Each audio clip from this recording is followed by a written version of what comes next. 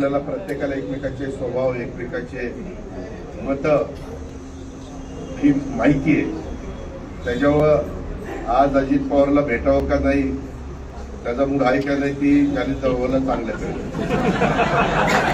मुरली काकाला चांगलं कळेल, स्वातीला कळेल, रोहनलाही कळेल. गमतीचा भाग जाऊ द्या. आता तुम्हाला कळते का मागचा अजित पवार आता चालू लय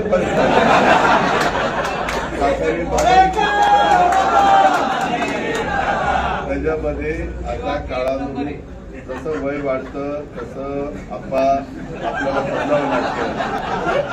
त्याच्यामध्ये मॅच्युरिटी येते. आता पूर्वी कसं आपण काही केलं तर आपल्यावर पांघरून घालायला साहेब असायचे, आता आपल्यालाच पांघरून घालायचं. त्याच्यामुळं बाबांनो गमतीचा भाग तुम्ही खरंच हे समजून घ्या. आपल्याला नवीन तरुणांना, तरुणींना, युवतींना त्या सगळ्यांना बरोबर घ्यायचंय. त्यावेळेस उमेदवारी देताना पण आपण काही नवे चेहरे देण्याचा प्रयत्न करू.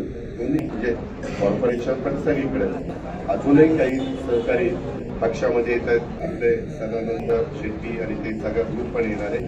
त्यांनाही सुभाष आणि सुनील आपल्याला वेगळा वेळ द्यायचा आहे. बाकीचे आपण इतर सहकारी बरेच जण आहेत. त्या पद्धतीनं माझा प्रयत्न चाललाय. ग्रामीण भागामध्ये पण अजून काही माझ्या बरोबर येणार आहेत. माझ्या त्यांच्याबरोबर मीटिंग वगैरे झालेल्या आहे आणि त्या पद्धतीनं आपण करू.